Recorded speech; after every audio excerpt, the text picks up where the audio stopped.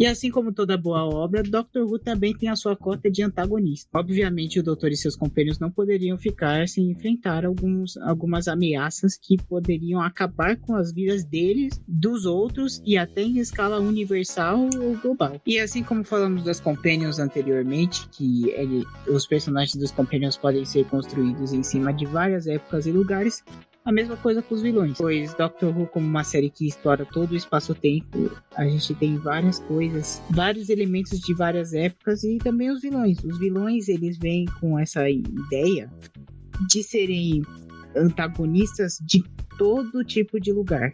Então a gente vai ter ameaças políticas, ditadores, lideranças, empresários religiosos, monstros, criaturas cósmicas e até seres que a gente pode considerar as divindades do mundo de Doctor Who. E apesar dessa pluralidade de vilões que nós temos, há sempre aqueles vilões que são recorrentes na série, pois há uma identificação com o público, há uma necessidade de criar mais histórias sobre eles, há também a fama que eles adquirem, ou então um escritor que quer pegar aqueles vilões para trabalhar mais. E os principais nessa jogada é a trindade de vilões de Doctor Who, que são justamente os Daleks, o Cyberman e o Mestre. Aí fica a pergunta cabal: Dalek, Cyberman ou Mestre?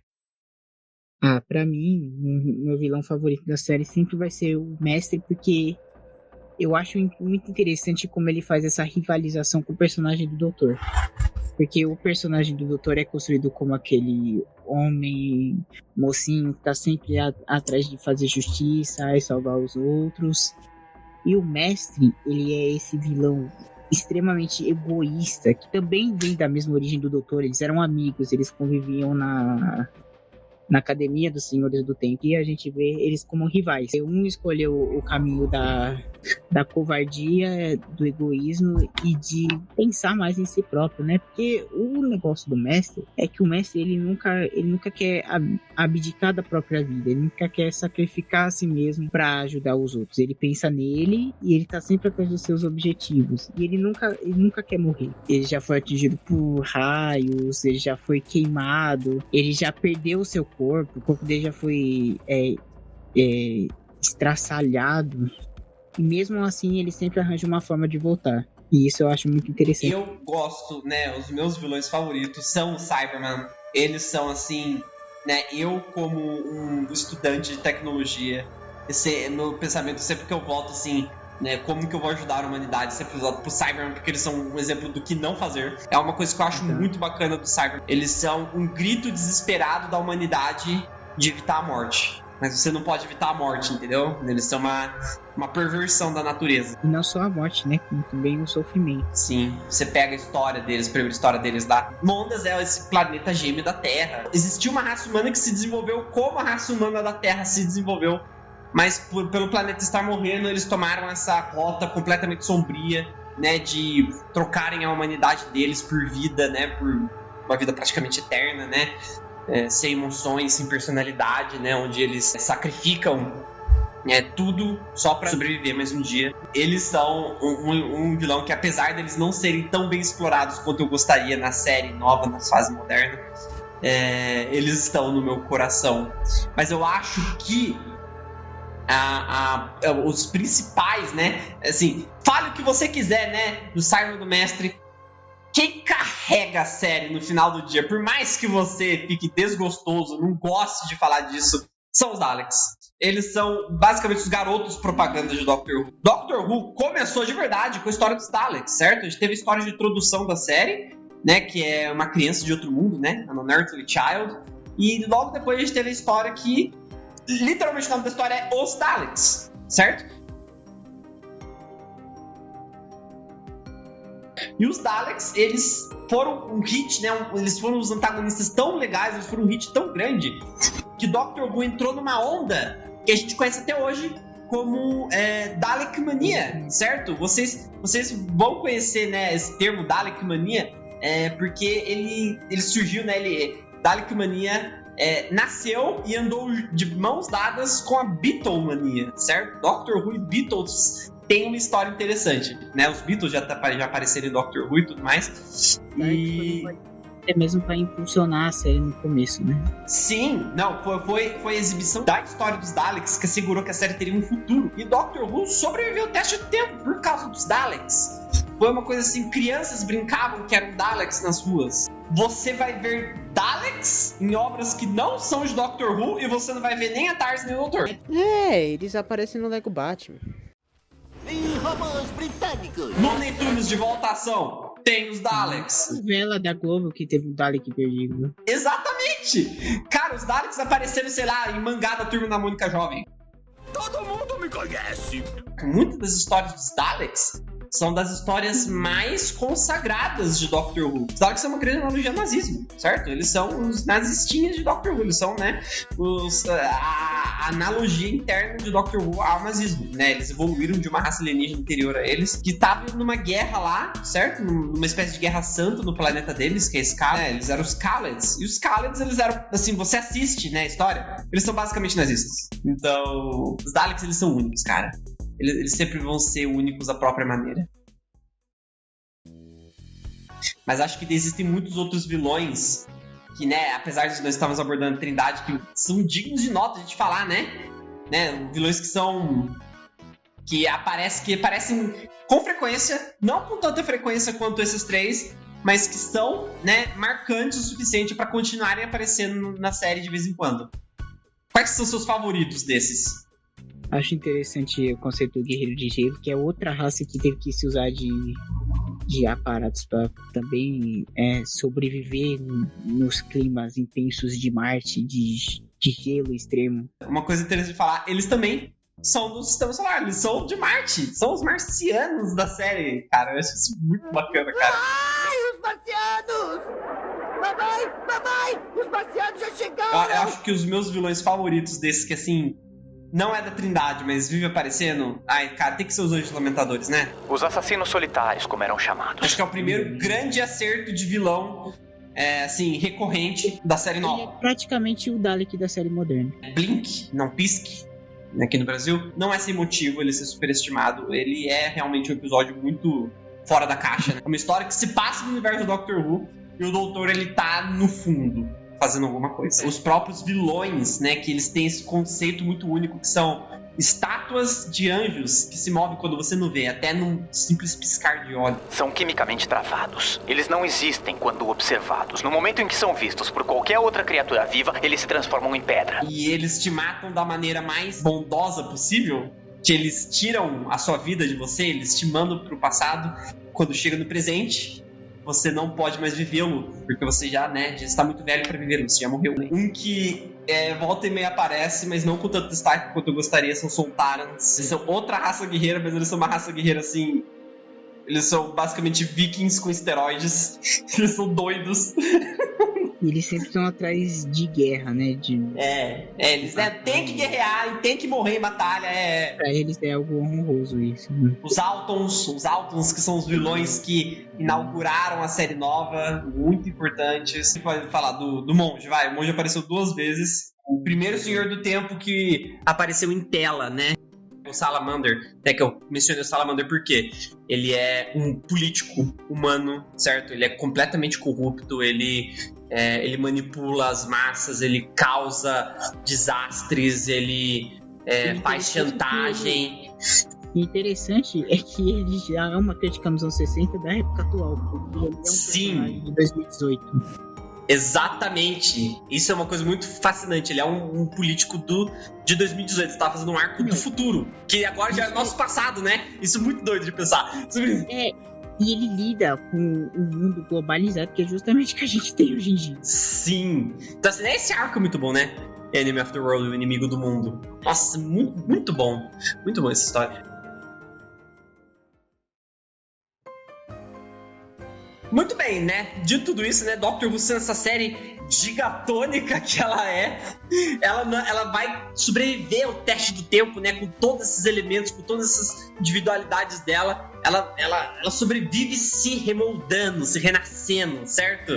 E aqui tem 2 coisas que são as principais que mostram que a série veio para continuar se redescobrindo para continuar se remoldando através da história, certo? A gente tem o processo de regeneração e as diferentes eras da série, certo? São os dois tópicos principais que abordam isso.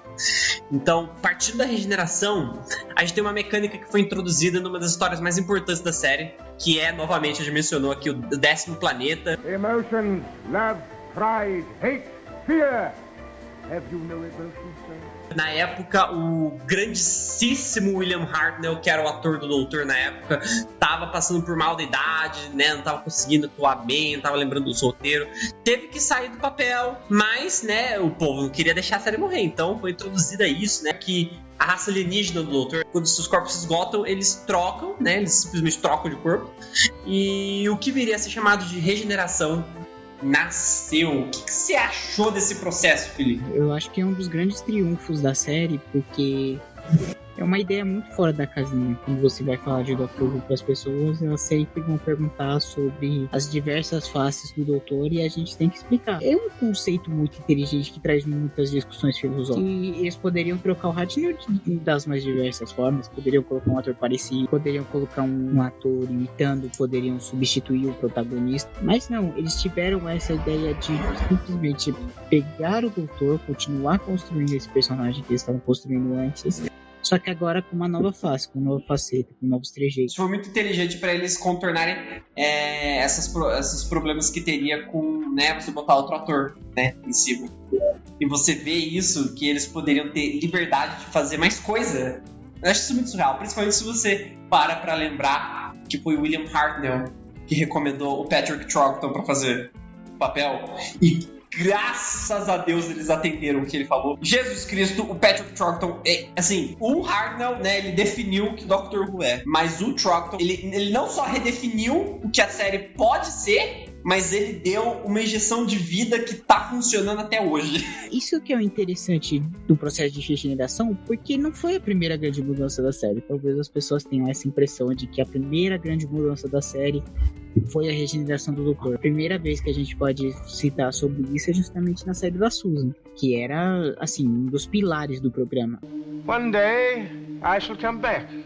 Yes, I shall come back. Until then, there must be no regrets, no tears, no anxieties.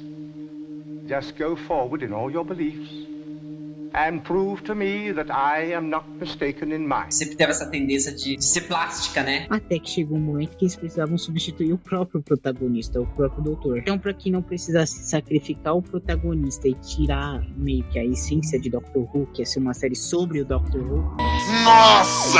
eles substituem ele e transformam ele em um personagem novo, com novas facetas, nova personalidade, nova reação, e aí você assim vai poder explorar o personagem muito mais do que você poderia explorar antes. E você vê que isso toma uma proporção muito maior quando você vai abordando as outras histórias, né, que são de regeneração. Você pega a próxima depois dessa, né, que a gente mencionou já aqui, que é do War Games, Jogos de Guerra. A gente não só tem, né, o Doutor sendo forçado a trocar de corpo, como a gente tem a introdução de outros da raça dele, de como funciona, da relação dele com a raça dele, que é uma coisa que é muito abordada. Você pega, por exemplo, o arco, né, seguinte, que trataria de regeneração, que é do Terceiro Doutor, o Planeta das Aranhas. Ele finalmente tem o termo, né, nomeado. A gente tem outro Senhor do Tempo regenerando nessa história, que é o antigo professor do Doutor. Eu acho isso muito bacana. E a regeneração, ela tem uma explicação, mas daí a gente tem essa personalidade que a gente dá pra regeneração, né? De como ela funciona tanto dentro do âmbito da série quanto fora. Eu acho que a regeneração, ela até ganhou um significado, um sentido de trama ainda mais pesada com as últimas temporadas, que a regeneração foi a base da sociedade dos Senhores do Tempo, ela foi construída em cima disso. Raça absoluta, além da consciência. Esse é o poder que beira a onipotência, capaz de superar, uma forma suprema, pensamento de verbal e Agora, para falar do quesito das eras de Doctor Who, a série é marcada pela mudança de estilo, da época e das transformações que ocorrem ao longo das temporadas desde os anos 60, porque obviamente para a série continuar daquela época até hoje, ela sempre vai se renovando, como nós falamos anteriormente com o conceito da regeneração e dos compêndios. E uma dessas mudanças é que a série clássica acabou. Com isso vem a separação da série em duas grandes eras, a era clássica e a era moderna. E no meio entre elas tem os anos selvagens. Muitos produtores, atores e fãs produziram para a série enquanto ela estava nesse hiato. Aí em 2005 já entrou o Nono Doutor do Christopher Eccleston numa tentativa de reviver a série. Corre! Que deu certo, graças a Deus. Então, assim, a gente tem a separação da clássica, que foi de 63 e 89, nos seus também nada humildes 26 anos. Série nova que tá rodando desde 2005 até hoje, aí, firme e forte. Dentro dessas eras, a gente tem essas décadas, porque comparando com a série clássica, que tem, como alguns produtores você já mencionou aqui, a Verity Newman e também muito do envolvimento do primeiro diretor, que é o Waris Hussein. Eles foram bastante instrumentais para dar esse tom inicial da série, certo? Mas você vê que ao passo que você vai introduzindo gente como, sei lá, o Terence Dicks, Robert Holmes começaram a aparecer ali no fim da era do Segundo Doutor. Você pega diretores diferentes, né? Alguns diretores que fizeram histórias renomadas, eles vão dando essa apimentada, colocando o próprio take na série, ela vai evoluindo, ela vai mudando até chegar na época dos anos 70. É quase que uma série completamente diferente, né? Quase que assim, muda o estilo, né, de narrativa, muda a produção, né? Ficou colorido, muda, né, o núcleo de personagens, só fica, né, o doutor lá e tudo mais. Às vezes nem a TARDIS aparece direito, olha só que coisa. A TARDIS não aparecendo numa história do Doctor Who. As grandes mentes por trás da Terence Dicks. Tem qual que é o outro? É o Robert Holmes, ele também tá muito envolvido na produção na época, o Bob Baker. É a primeira vez que Doctor Who tem, de verdade, uma mudança de tom, no sentido que, assim, tem uma pessoa controlando tudo e esse tom é progressivo através dela. É quando aparece o Jonathan Nathan Turner. Você mencionou os anos selvagens, certo? Que é um período de cancelamento de Doctor Who. Ficou 16 anos cancelado. Teve a ascensão de muita gente. Os mais importantes, né? Russell T. Davies. Hoje em dia ele é um produtor, um escritor de série super renomado lá no Reino Unido. A gente tem o Mark Gatiss. Mark Gatiss, hoje em dia, o cara basicamente tá em todo lugar. O cara apareceu no último filme de Missão Impossível e ele começou atuando em filme de fã de Doctor Who lá nos anos 90. E acho que também é legal da gente notar a ascensão do Nicholas Briggs, que, assim, apesar dele não ser tão importante pra Doctor Who no sentido de, né, fazer a série acontecer, ele tá aí até hoje porque ele é a voz oficial dos Daleks, né? Ele faz a voz dos Daleks, né? Desde a época dos Anos Selvagens ele faz a voz dos Daleks até hoje. Em todo lugar é a voz dele. Ele faz os Daleks, ele é a voz dos Daleks permanentemente. E o Cyberman também. O Cyberman, ele é o grande voice actor, né? O grande ator de voz da nossa querida série. Nessa época foi a ascensão, né, do Universo Expandido, porque não existia série, só tinha o Universo Expandido e a gente teve que se virar com ele. Muito doido.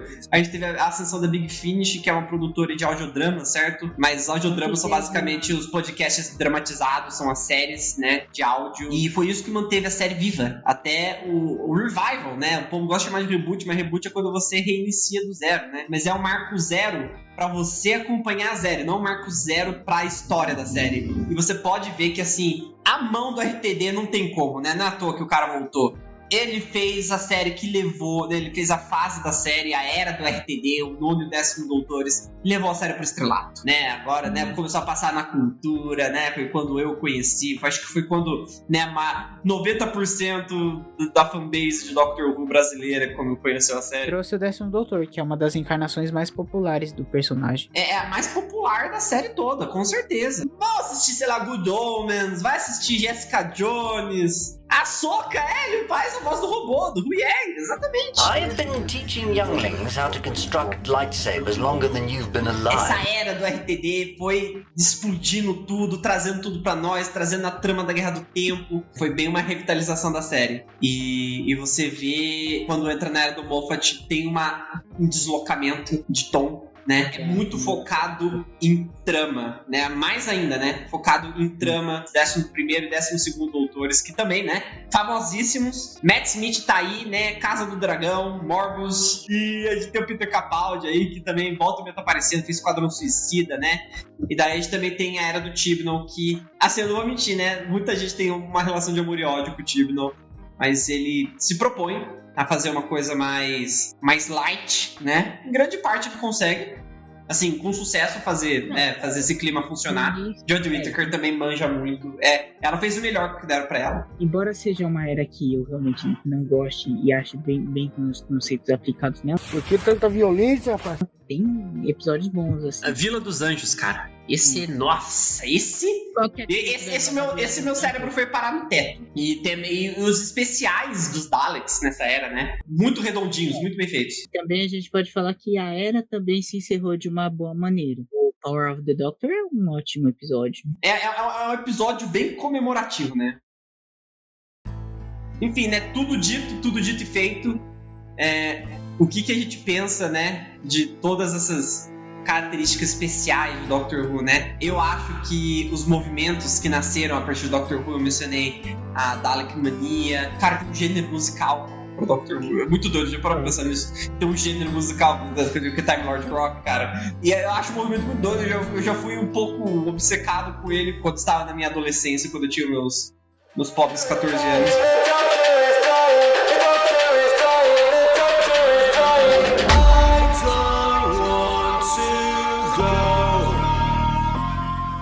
Você pega, cara, até movimentos que eu não necessariamente fiz parte, mas que assim, é uma coisa muito real. Tipo o Super Hulock, que surgiu do Tumblr, né? Que juntava as 3 maiores franquias, né? As 3 maiores hits, séries da época, que era Doctor Who, com Sherlock e Supernatural, né? Que, né, o fandom começava a fazer coisa deles juntos e tudo mais, e foi uma febre única. E o mais interessante é que a galera que escrevia Supernatural realmente gostava de Doctor Who, ter algumas referências. E Sherlock, né, nem preciso falar, o Moffat escrevia Sherlock.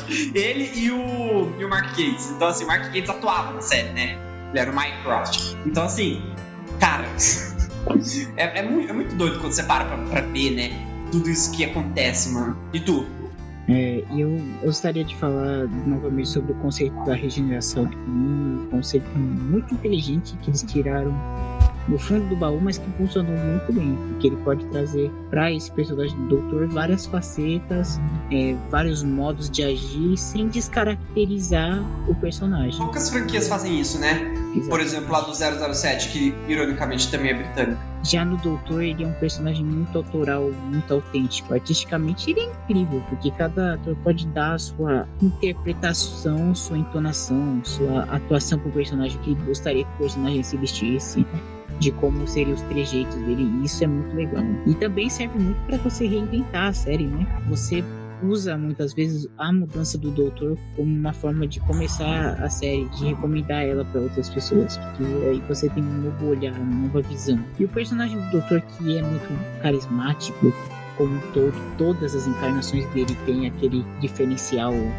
aquela coisa individual que só ele tem, e eu acho que o Doutor pra mim é o melhor personagem que tem na cultura pop. E justamente por isso, porque ele pode demonstrar muitas facetas deles em diferentes encarnações, diferentes vozes e atores. Isso pra mim é genial e traz consigo aquela discussão filosófica. Eu pessoalmente sou muito impactado por tudo que Doctor Who fez, né? Foi a minha grande febre juvenil, né? Enquanto as pessoas estavam lá sendo obcecadas por anime, por, sei lá, My Chemical Romance, alguma coisa assim, eu tava lá assistindo arco da série clássica, assistindo o episódio preto e branco da série de 50 anos. Então, assim, o fenômeno que Doctor Who causa é muito grande, certo? Ele afeta muita gente, muita pessoa, principalmente no Reino Unido. Mas o impacto que teve pra mim, né,